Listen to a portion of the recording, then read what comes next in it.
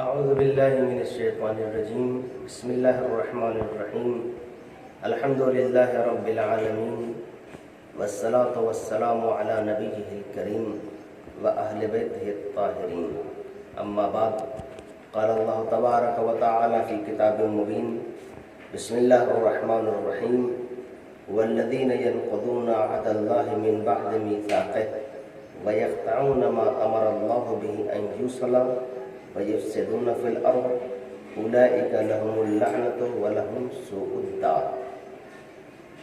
ناظرین، کل کی جو گفتگو ہماری ہوئی سیرت امام حسن مجتبیٰ علیہ السلام، کچھ اہم پہلو پر ہم نے روشنی ڈالی تھی جو کہ ہمارے لیے نمونے عمل ہیں، جو چیزیں ہمیں بھی اپنی زندگی میں لانا چاہیے، مثلا صبر و تحمل سے کام لینا، اچھا اخلاق اختیار کرنا وغیرہ وغیرہ۔ آج اسی سلسلے کو ہم اور آگے بڑھانا چاہتے ہیں، لیکن ایک الگ عنوان کے تحت، جسے صلہ رحمی اور قطع رحمی کہتے ہیں، یعنی لوگوں کے ساتھ ہمیں کیسا برتاؤ کرنا چاہیے، خاندان والوں کے ساتھ، گھر والوں کے ساتھ، رشتہ داروں کے ساتھ، پڑوسیوں کے ساتھ اور دیگر مومنین کے ساتھ۔ یہ ایک تفصیلی موضوع ہے، اس پر انشاءاللہ ہم کچھ نہ کچھ باتیں عرض کرتے رہیں گے۔ یاد رکھیں، آخرت میں گھاٹا اٹھانے والوں کی کئی قسمیں ہیں۔ ایک تو سورہ والعصر میں آپ نے پڑھا ہے، بسم اللہ الرحمن الرحیم والعصر ان الانسان لفی خسر الا الذین آمنوا وعملوا الصالحات وتواصوا بالحق وتواصوا بالصبر۔ مثلا خدا کہتا ہے عصر کی قسم کھا کر، زمانے کی قسم کھا کر، کہ سارے لوگ خسارے میں ہیں سوائے ان لوگوں کے جو صاحبان ایمان ہے، عمل صالح بجا لاتے ہیں، حق و صبر کی وصیت کرتے ہیں۔ قرآن کریم کے سورہ رعد میں اور بھی 2-3 جگہوں پر اس کا ذکر ہوا ہے، ذرا سے لفظ کے فرق کے ساتھ۔ سورہ رعد میں ارشاد ہو رہا ہے والذین ینقضون عہد اللہ من بعد میثاقہ، ان لوگوں کے بارے میں اللہ کہہ رہا ہے جو خدا سے عہد و پیمان کرنے کے بعد اسے توڑ دیتے ہیں، ویقطعون ما امر اللہ بہ ان یوصل، اور ان لوگوں سے اپنا رشتہ توڑ لیتے ہیں، قطع تعلق کر لیتے ہیں جن سے اللہ نے میل جول رکھنے کا حکم دیا ہے، اور زمین پر فساد برپا کرتے ہیں۔ خدا کی ان پر لعنت ہوتی ہے اور ان کے لیے بہت ہی برا ٹھکانہ ہے۔ عزیزان محترم، اس آیہ مبارکہ کو پڑھنے کے بعد یہ اندازہ ہوتا ہے کہ کچھ لوگ ایسے ہیں ہماری زندگی میں، ہماری لائف میں، جن کے ساتھ ہمیں مل جل کے رہنا چاہیے۔ ان سے اگر ہم قطع تعلق کر لیتے ہیں تو سب سے بڑی بات یہ ہے کہ آخرت کا نقصان ہمارے لیے۔ دیکھیے، 2 لفظ ہیں اپنے چھوٹے بھائیوں کے لیے۔ سب سے پہلے میں وضاحت کر دوں کہ صلہ رحمی کیا ہے اور یہ قطع رحمی کیا ہے۔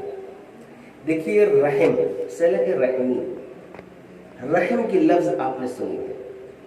ایک تو رحم یہ ہے جو عموماً بولا جاتا ہے کہ ہم نے فلاں انسان پر رحم کیا، یا خدا آپ پر رحم کرے، ہم سب پر رحم کرے، یعنی محبت اور شفقت کے معنی میں۔ دوسرے رحم کے معنی پیٹ کے ہیں، جن کا پیٹ سے آپ کا رشتہ ہو، مثلا سگا بھائی، مثلا سگی بہن، ایسے ہی اور یہ رشتہ جب بڑھتا جاتا ہے، خالہ، پھوپھو وغیرہ، یہ سارے لوگ اس رشتے میں آنے لگتے ہیں۔ جب عموماً بولا جاتا ہے صلہ رحمی، یعنی اپنے عزیز و اقارب اور رشتہ داروں کے ساتھ اچھا سلوک کرنا، صلہ رحمی کا سب سے قریبی مطلب یہ نکلتا ہے جن کا آپ سے خونی رشتہ ہے، بلڈ ریلیشن، ان سے آپ کو کبھی قطع تعلق نہیں کرنا ہے، ان سے کبھی منہ نہیں موڑنا ہے، ان کا ساتھ دینا ہے ہر ممکن جتنا ہو سکے۔ ناظرین، کہنے کا مطلب یہ نہیں ہے کہ انسان اپنے بچوں کو چھوڑ دے رشتہ داروں کے چکر میں۔ الاقرب یمنع الابعد، جو جتنا قریبی ہے اس کا حق اتنا ہی زیادہ آپ کے اوپر ہے۔ خدا بند عالم نے اپنی عبادت کا حکم دیا ہے، نماز پڑھنے کا، روزہ رکھنے کا، اور کہیں نہ کہیں یہ باتیں بھی ہیں کہ نماز اور روزہ صرف نجات کے لیے کافی نہیں ہے، بلکہ لوگوں کے حقوق بھی انسان کے ذمے اگر ہیں ادا نہیں کیا ہے تو روز محشر یہ لوگ انسان کا دامن پکڑ لیں گے کہ تم نے ہمارا حق کیوں نہیں ادا کیا۔ تو ناظرین، آئیے اس بات پر بھی توجہ کرتے ہیں کہ خدا کے بعد، اللہ و رسول اور امام کے بعد کس کا سب سے زیادہ حق ہمارے اوپر ہے۔ گزشتہ 2-3 روز پہلے کی ویڈیوز میں ہم نے ماں باپ کے سلسلے میں کچھ باتیں عرض کی تھیں، پھر عرض کر دیتا ہوں۔ ماں باپ کا بھی سب سے بڑا حق ہمارے اوپر ہے، اس لیے کہ قرآن میں ہے وَقَضَىٰ رَبُّكَ أَلَّا تَعْبُدُوا إِلَّا إِيَّاهُ وَبِالْوَالِدَيْنِ إِحْسَانًا، تمہارے رب کا فیصلہ ہے تم خدا کے علاوہ کسی کی عبادت نہ کرو گے اور اپنے ماں باپ کے ساتھ اچھا سلوک کرو گے۔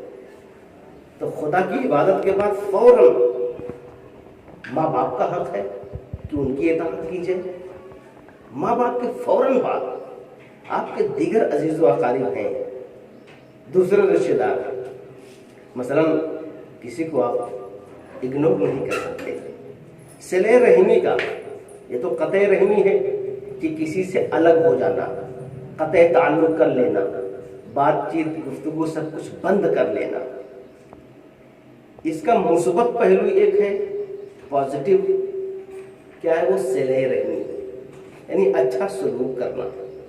بھائی ہے تو اس کا کیا حق ہے، اسے ہمیں پہچاننے کی ضرورت ہے۔ بہن ہے تو اس کا کیا حق ہے، ہمیں اس کو بھی پہچاننے کی ضرورت ہے۔ تو ناظرین، اس بات پر بہت توجہ کرنے کی ضرورت ہے کہ ایسا تو نہیں کہ ہمارے اوپر جو حقوق ہیں لوگوں کے، ہم اسے پامال کر رہے ہیں اور صرف اللہ اللہ کرتے جا رہے ہیں، تسبیح کرتے جا رہے ہیں۔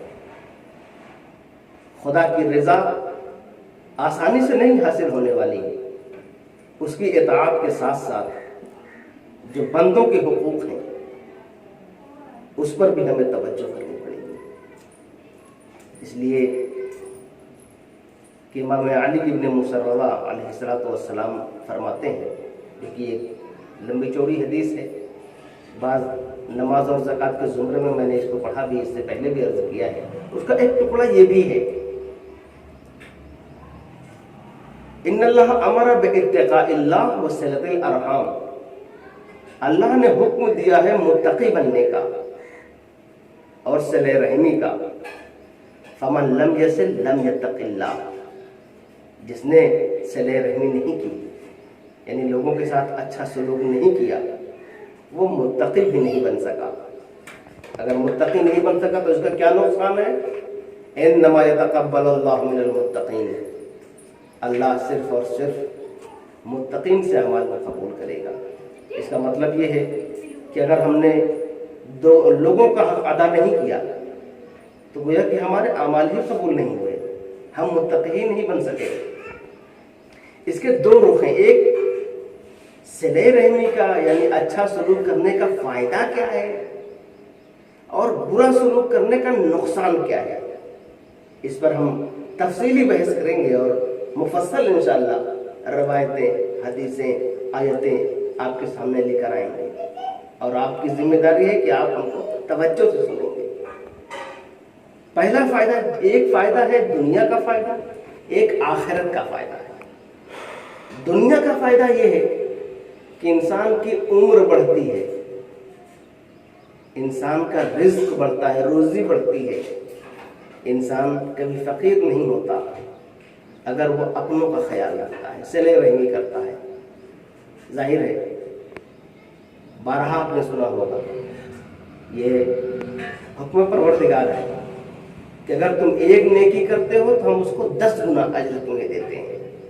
तो जाहिर है कि अगर हमने सिले रहमी करते हुए अगर 100 रुपये किसी पर खर्च किए हैं तो खुदा उसके एवज हमको 1000 इनायत करता है।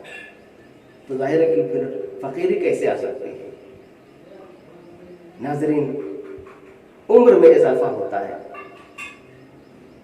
इमाम अलैहिस्सलाम के सामने एक इंसान आया, दूरी से देखकर इमाम ने लहक कर उससे कहा, कौन सा काम करते हो? उसने कहा, क्या मतलब? कहा, 3 दफा तुम्हारी मौत टल चुकी है।